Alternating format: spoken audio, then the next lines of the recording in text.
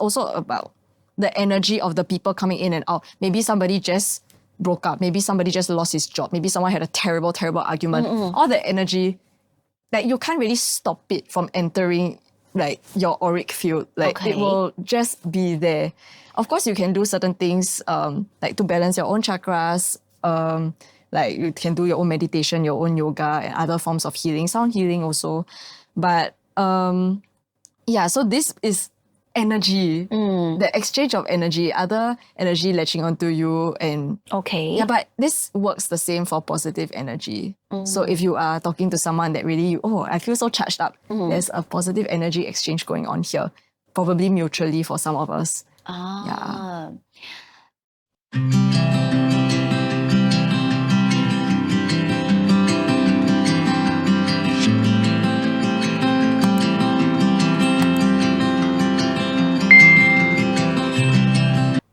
Welcome back to Heart Dialogue, where we connect hearts through meaningful dialogue. I'm your host, Candy Yap, and beside me, we have a very unique guest with me together today. She's Vanessa, the founder of Infinivi, a sound healing practitioner and coach.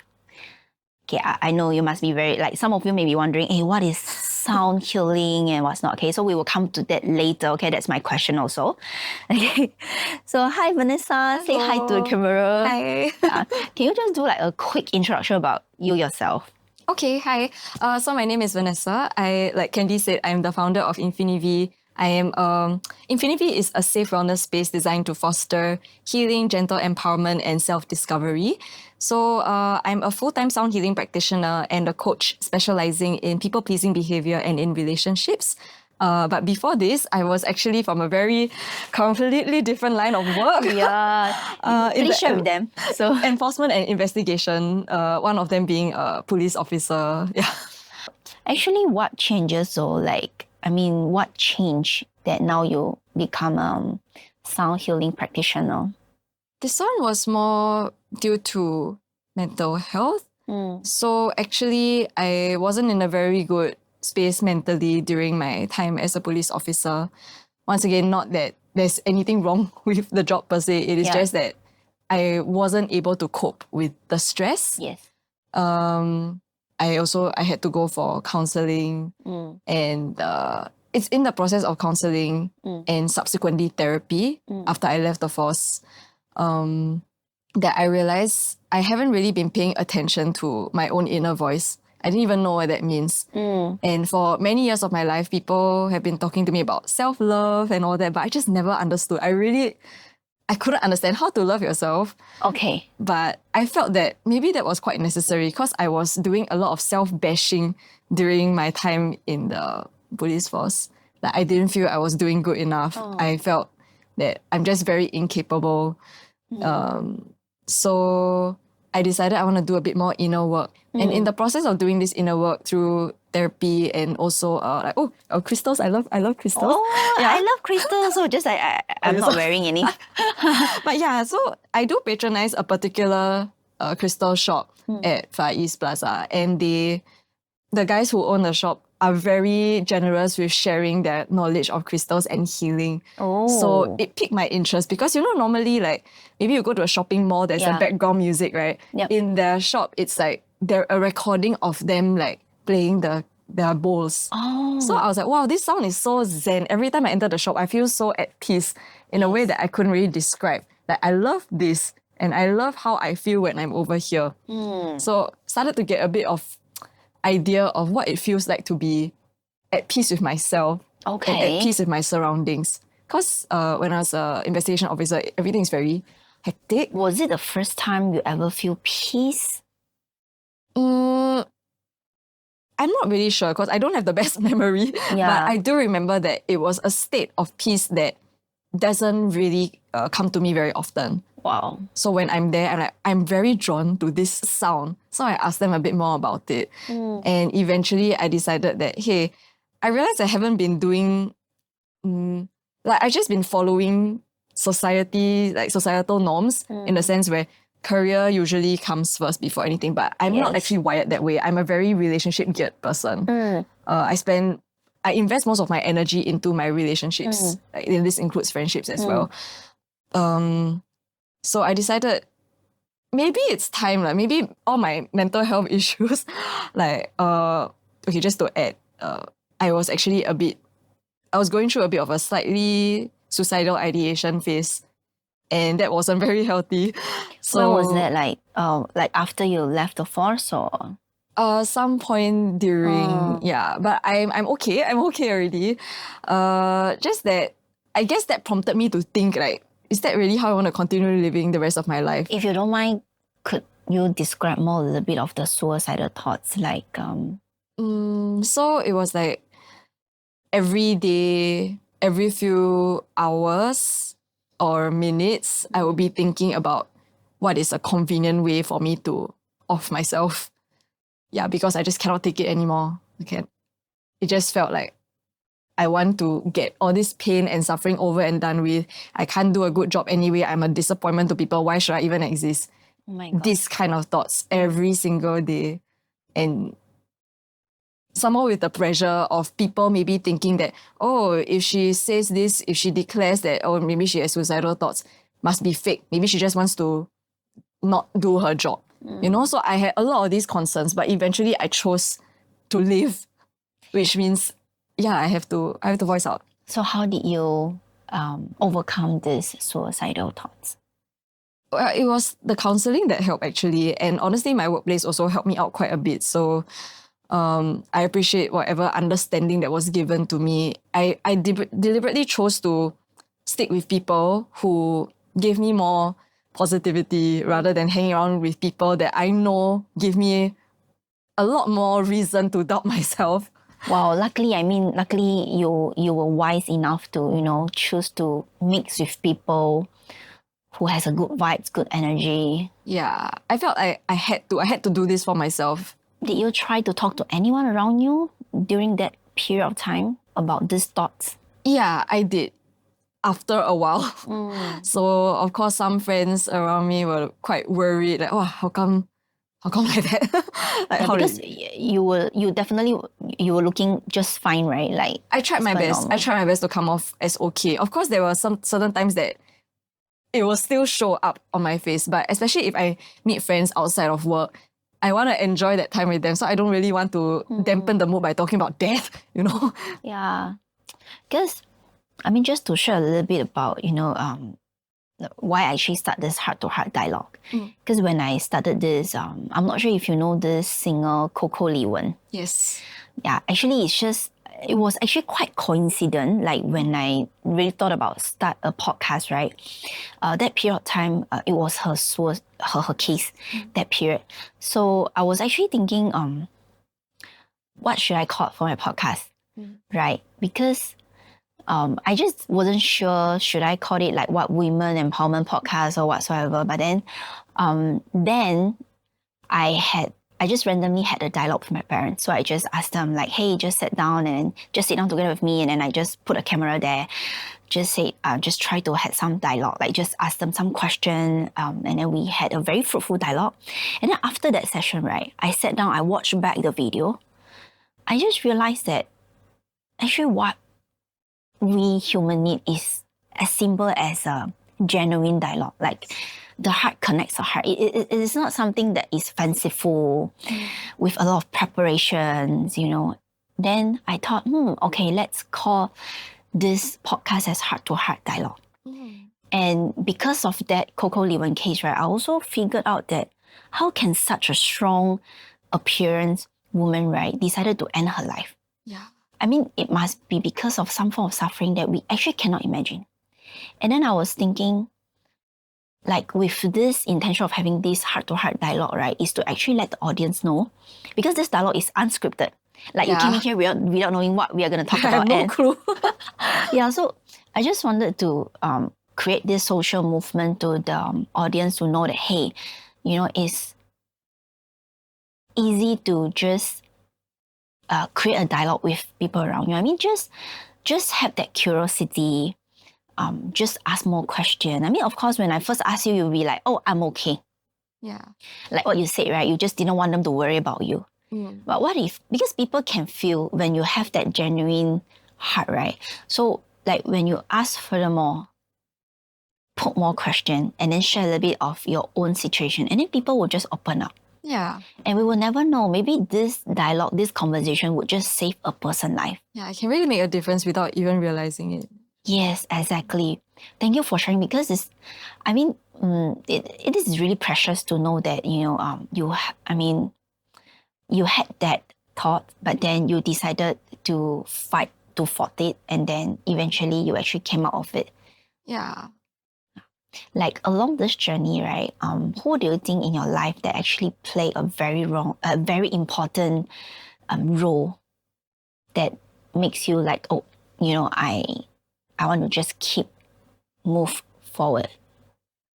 I don't think I had a fixed anchor. There were several people in my life actually. One of them would actually be my my best friend at work, actually. We were not always that close, but I forgot how. We both can't even remember how we started getting close and being very supportive towards one another at work. So day in, day out, like I see my workplace people more than I see my friends and family at home. So he was always there. And I guess he was the main one that kept me going. And he helped me feel that it's okay, I don't have to be alone. And he will regularly, sometimes he will check from his cubicle, am I over there, am I crying, am I in the toilet suffering or what? So it was very nice to know that there's this person who's looking out for me every single day. When I need to run certain cases and all that, he will be like, hey, come, I'll follow you. And that makes a difference. And it makes me want to also like reciprocate.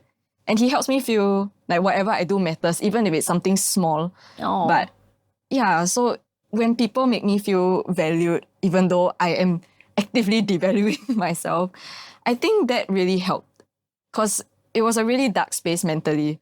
So when there's that slight bit of positive light coming in every single day, little bit, I think it amplified over time. Yes. Of course, coupled with like some kind words from my friends and my mom here and there. Yeah, I mean, I just couldn't imagine, how struggle you were. But yeah, congratulations. I mean, you are here, and then I believe that's the reason why, afterwards you chose to be a sound healing practitioner.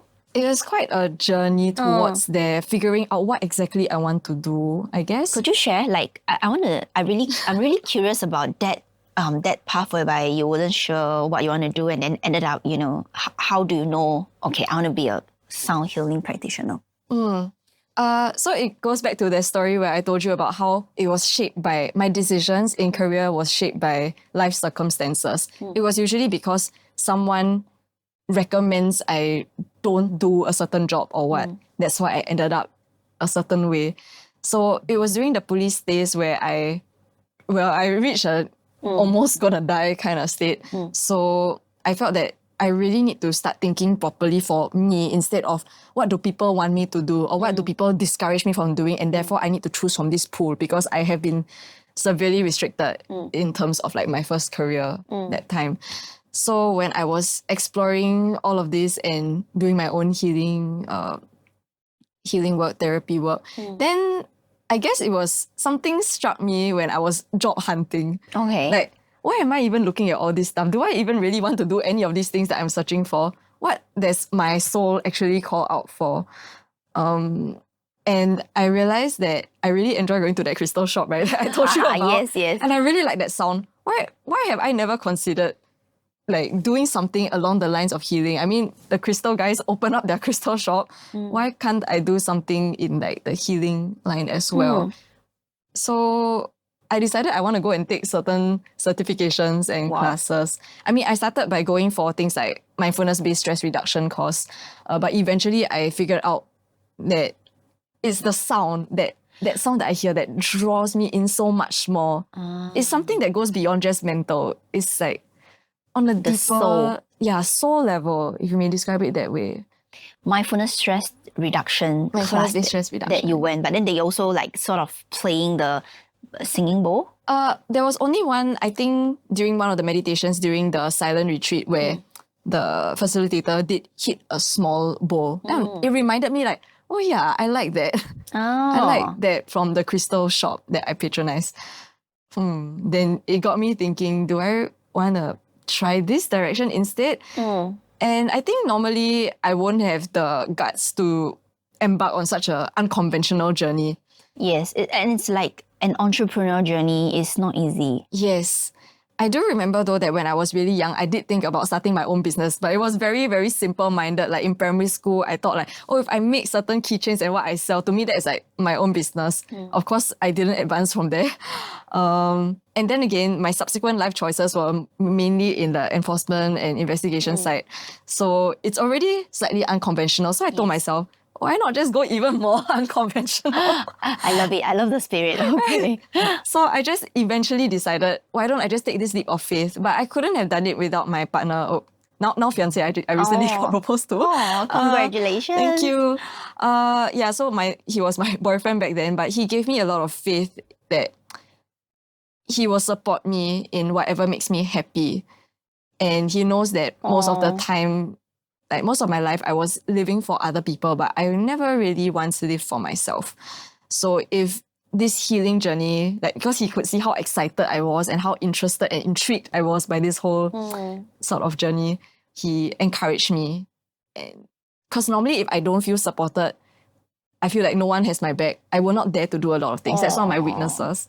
But one of the biggest blessings in my life is that I do have that handful of really nice, caring, genuinely supportive people who they're always cheering for me. Yeah. Yeah. It's just that sometimes when you're in a very dark place, you forget all of this, you shut them out. I would say that like you are blessed in the sense that yes, probably in life you were quite down, you will struggle, but then that foundation is very strong because you have a loving family, you know, people around you love you so much. Like at least, you know, like it still kind of like give you some strength from there. That's very beautiful because it's very important to get a partner who's fully supportive of whatever you want to do. Like just have faith in whatever you're trying to achieve. Yeah, and I've honestly never had that before. That's the reason, this is the only time I actually managed to step out and do something for me. Oh. Yeah. Like, when is it again, like at what age you actually decided to do something for yourself? Like 2021 or 2022? 2022. So you were at the age of... how many years ago? 3 years ago. So this year I'm 30, so I guess around 27, 28-ish. Like I was ideating it, like starting on this journey. It's actually quite blessing, you know, like you have, like I would say you were sort of awakened, like to have this idea, hey, I want to do something purposeful, like because of my journey in my life, you know, it's truly, I would say it's a blessing. Yeah, and it developed from there because I know that even though I was mostly in Enforcement 9, actually I'm a very service-oriented person, so which makes it a bit difficult. Like usually I am one of the more softer approach officers, and I also had a brief stint in hospitality. So I thought, actually, if I listen to my heart, at my very core, I'm someone who wants to serve and help people. And I noticed I have this tendency to reach out to people who are not in the majority, if you know what I mean. So I know that sound healing is not for everybody, but those who seek it, they will likely appreciate it. Even if it's not a lot of people, it's okay. I will always be here. Even if, let's say, one day I no longer do this like as a main thing, I will still make sure that I am there for the people who actually trusted in me. Aww. Like, I don't know how to explain this, but even in school last time in camp, I do remember that I forgot what is the term for this, but there are like certain, like as a senior, you are like the leader. Like, but I wasn't one of the main leaders. I was like the second tier. But even so, we all have this responsibility of like making everybody hyped up, very rah-rah. But I didn't do so much of that because I'm not really that kind of a person. But I was actively looking out for who looks ostracized, who looks like they are lonely, getting bullied, outcasted or anything. So it doesn't matter if at the end of the day, because I did hear feedback, people saying that like, oh, she never do her job, she lousy. But I had those freshmen who came to me or even wrote me notes telling me that actually I appreciate that you reach out to me like that. Oh. So it doesn't matter that there were only like that few of them. It's just a small gesture. Yes. Okay, now back to the healing part. So I'm also interested to know like how sound healing able to heal us. I mean, what is sound healing? So if you think about it, like your body is like a great percentage of it is water. Yes. So when you hit the bowl, there's sound. Sound creates vibrations. So think of it like an internal massage that you can't get from a physical massage. You know, the Wow, I love it. yeah. Okay, but of course everybody has different levels of sensitivity. Some people can really feel it. Some people just don't feel anything there. Some people just fall asleep also. So it really varies from person to person. But just know that on the physical sense, this is actually happening, like the ripples within your body. But if we go into like maybe a bit more spiritual, then it has to do with the chakras. Normally in what I do during the sound healing involves a few different things, such as like, in general, it's chakra balancing. But for myself, I break it down into several steps. So there is like chakra clearing, chakra cleansing, chakra charging. I mean, I'm not sure if how much audience understand about this sound healing. Probably they wondering like, what is chakra? Okay, so chakra is like energy centers. These are, so if you imagine like your chakras are like holes in your body. So everybody has 100 over chakras, but typically like we will tend to focus on the main 7 in the middle. And humans, we are also made out of energy. I mean, yes, flesh and bone, but there is also energy involved. Yes. So when I'm doing all these chakra work, what I'm trying to do is like, if you visualize your chakras, the 7 main chakras as a whole, I want to clear away the things that no longer serve you, clear the things that are maybe even harming you. And then I want to cleanse because I want to make it clean. And then I want to charge because these are energy centers. After all, you want everything to be aligned. When you're living in full alignment, things just feel a bit more balanced, if you get what I mean. I'm just starting to visualize it. Okay, so like this hole, like you mentioned, you clear away things, right?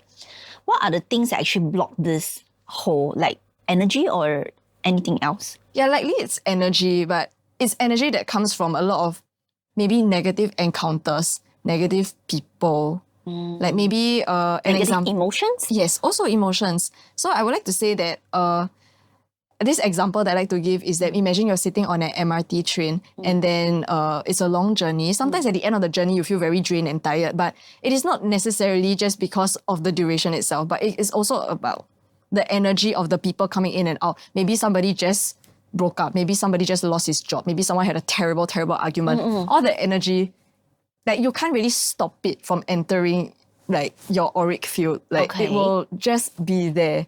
Of course, you can do certain things like to balance your own chakras. Like you can do your own meditation, your own yoga, and other forms of healing, sound healing also.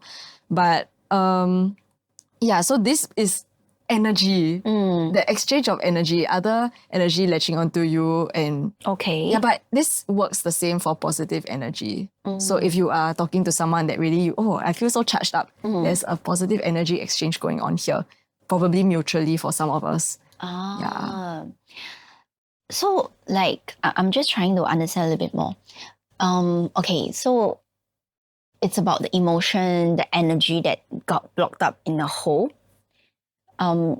Is sound healing the only way to cleanse it most efficiently, or because like you mentioned just now, Vanessa, is that there'll be like what yoga and other types. How is sound healing different than others? I feel that everybody would explain this differently. So personally for myself, why I feel sound healing is different is because I think that most of us here are very logical beings.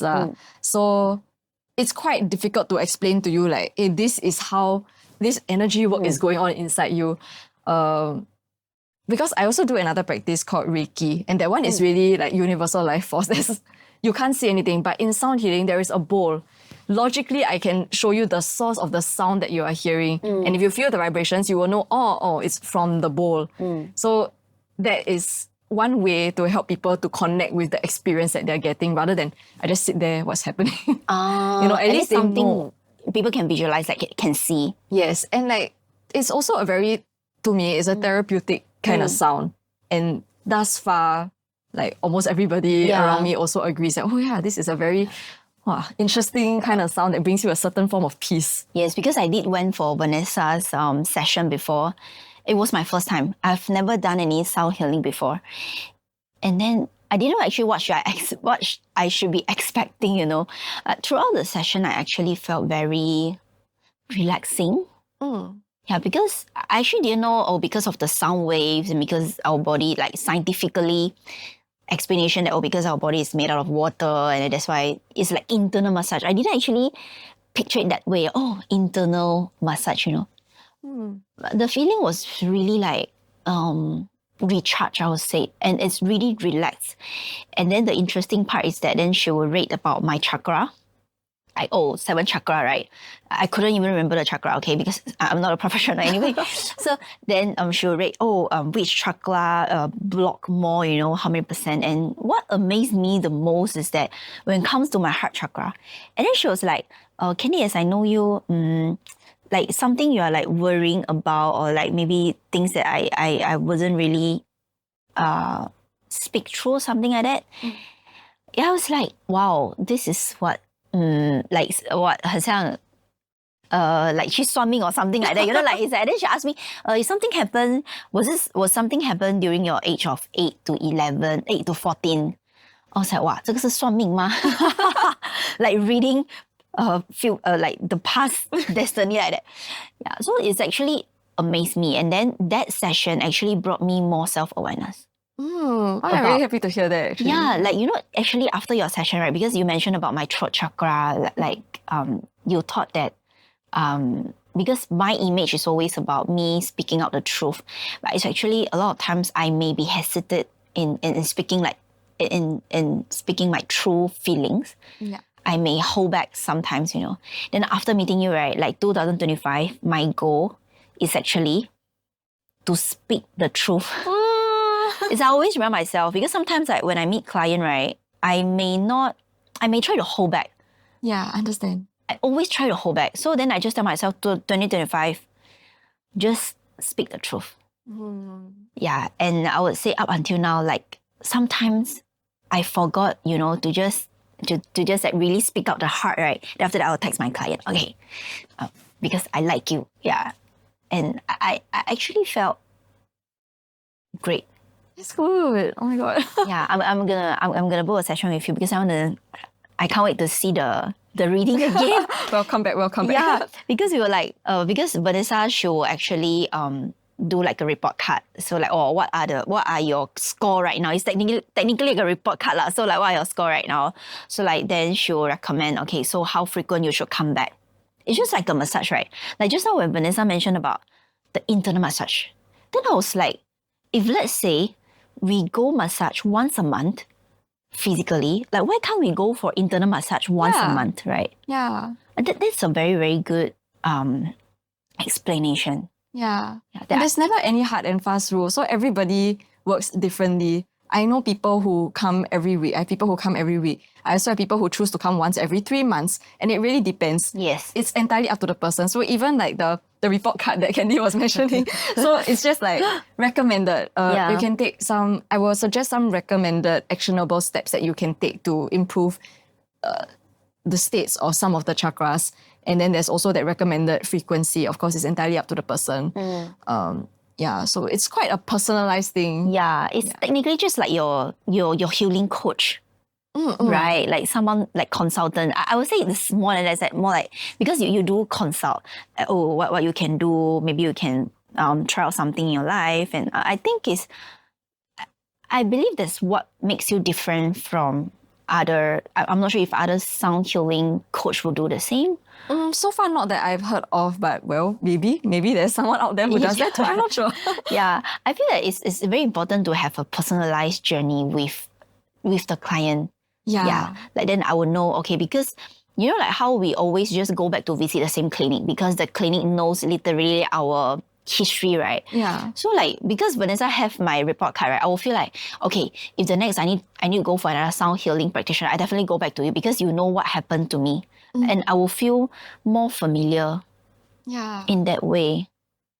Yeah.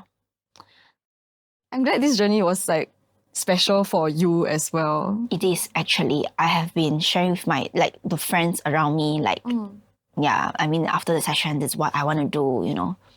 It's just I feel that I'm not sure because I'm going to ask the next question is about the struggle in this industry because before you're going to share what's your struggle in staying as a sound healing practitioner coach, personally, I feel like your struggle could be like how people perceive sound healing and the importance of, you know, people think I mean, maybe some people think that, oh, sound healing is not important. Yeah. I mean, what's the struggle that you are facing actually? That whatever you describe is actually quite a real situation happening. So most people in my life are actually not very inclined to focus on this area. It is not a priority for sure to most of them. It's just a good to have or like why even bother? It's usually in that state, unfortunately.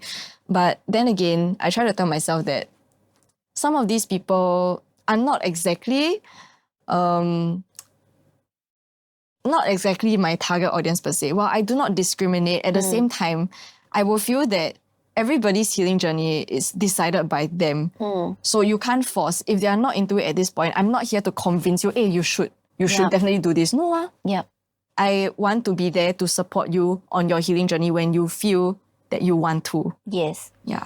Was there anyone who, you know, went for your session and they eventually felt like, oh, I'm so uncomfortable, I want to vomit, or was there any such cases? Like any person who felt like they want to vomit? Yeah. I've had actually, I think 2 people who mentioned that there was a bit of like that kind of feeling towards the end or something. But that one is not necessarily a bad thing. So what happens during sound healing is that your body is also trying to purge out all the negativity, all the negative energy, things that don't serve you. So this cleansing is always happening whether you feel anything physically or not. So some people cough, some people fart. Like there's many different ways of release. Yeah, and like the throw up feeling can be one of them. Of course, it's up to them how much they want to explore, because if they want to explore, then usually like because this happened in like a group sound bath setting twice. Yeah. Like to 2 different people. But it only happened one time. After that, no more of such feelings already. So like I said, it's different from person to person. Yes. But if they want to really investigate, well, why do I feel this certain Like throwing way? up. Like that. Probably it's like more during the one-to-one session where I can do more direct focus on the different chakras and I can understand a bit better. Yeah. But a lot of times it's for the individuals themselves to come to certain realizations. Sometimes they will figure it out on their own. In fact, all of the time, they should be able to figure it out on their own. It's just that I'm here to support you as you self-actualize and self-realize certain things. Vanessa, could you share a little bit about what could be the audience? I mean, I'm sure like some audience may be just wondering, hey, how does a sound bath session like? Could you just share a little bit, like if like someone go to your one-to-one session, what can they expect from this 1 hour journey?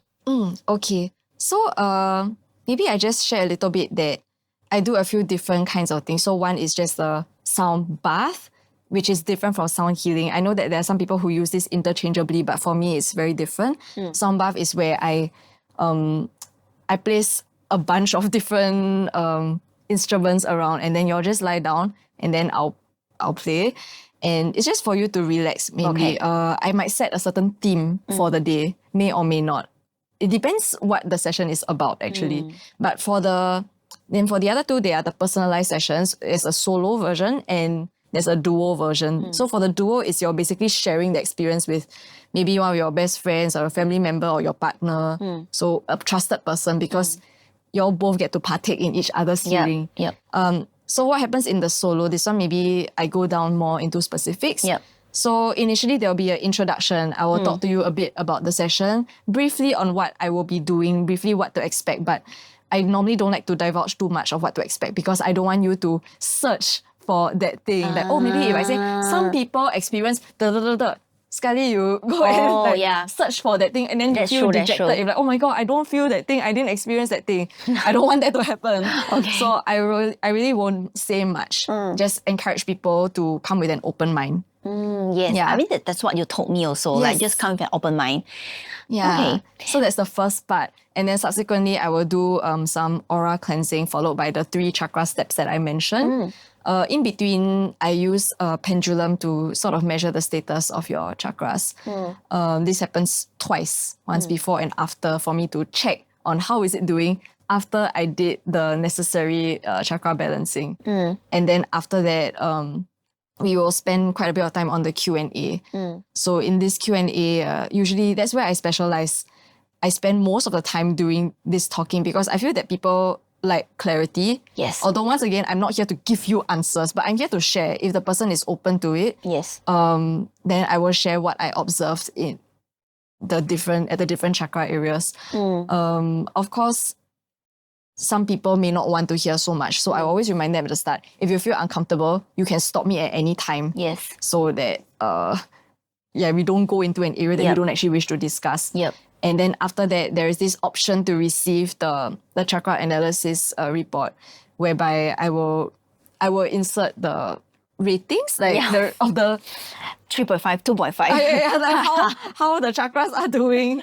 Yeah, it's just like for your own reference. It's not to be broadcast to people. Of course, you want to share with your family and friends. Sure, go ahead. Proudly sure. I got 5 out of 5. No, not me. Yeah, so it's just for people to check that maybe every few sessions you come back and take a look at or see, what's going on? What happened that maybe resulted in this new chakra reading instead? Yeah. So like regarding this sound healing, because it was supposed to be one-on-one session, right? Yeah. Would you encourage like a couple do it together? I've had a few couples that do it together. Once again, this is more of the dynamics between people. It's up to each individual. I wouldn't say I support or am against it. After all, what would be the benefit of the couple? I feel that you get to understand each other on a deeper level, provided you are open to the experience itself. Yeah, so no hard and fast rule. So like, how was the experience so far, that few couples who have done with you?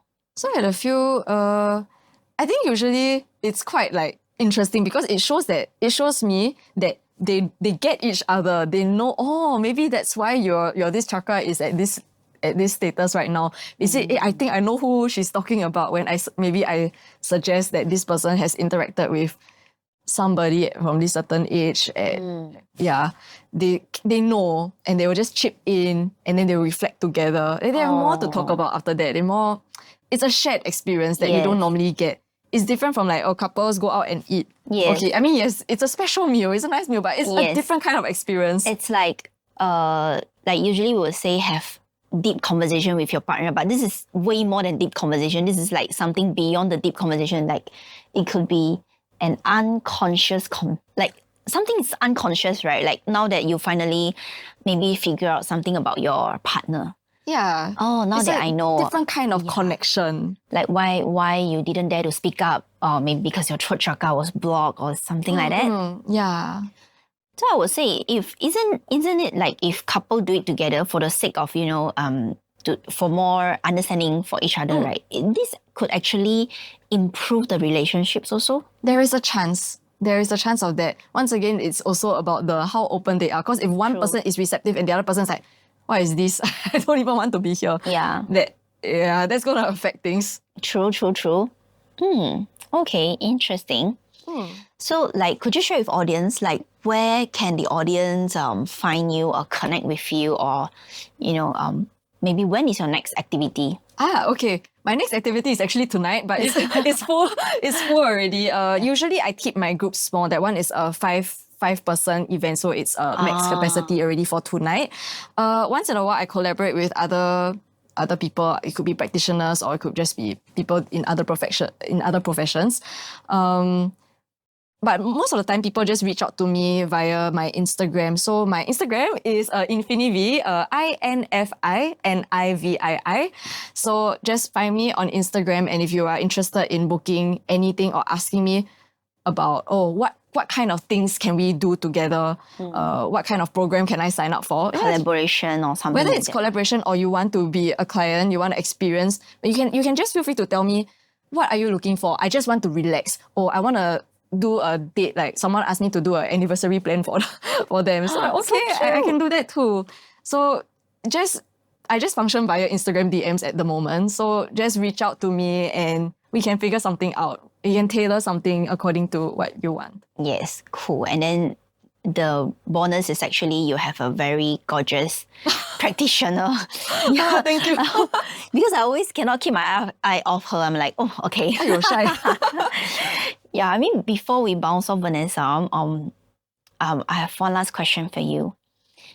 I mean, have you ever thought of, one day when you were no longer around? I mean, although yes, I know you did thought of committed suicide before. Yeah. Have you ever thought of like one day when you were no longer around, how would you want to be remembered? I think it's quite simple really. Like I just want to be remembered as a nice person. Whatever that may mean to others. Because that's my intention actually. I just want to be nice and kind to the people around me as much as I can. The reason I actually started to ask this question in my podcast, right, is actually I read this book. In Chinese, it's called 中年觉醒. Because sometimes we have this, when we come to 40, 50 years old, we have like some crisis, right? Yeah. Midlife crisis. So this book actually talk about a lot of times, right? When we were young, we just keep thinking about money. We just keep thinking of making more money, making more achievement, have more power in our life. But yet we actually forgot to think about when one day when we die, right? Over at the funeral, nobody's gonna give a speech that, hey, Vanessa have made 1 million. Vanessa have donated how many millions to me? But what people will give, they will give a speech such as, oh, she's a very loving person. She has helped me throughout or what, blah, blah, blah. And then, so this author actually saying that why people would have midlife crisis, because like we forgot to accept the fact that, hey, our career climax will come to an end one day. Yeah.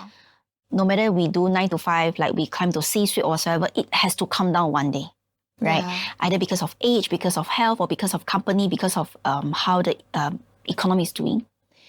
So like, it's just that we were all the while, we have been too busy to think about life. Yeah. Like, that's why I was saying that I think you have a gift in you, like you're a blessing that, you have been through that struggle. Like people crisis like 40, 50 years old, but your crisis was like quite early. Yeah. That actually when we have nothing to lose, and then we awaken like, hey, probably this is a calling that I want to do.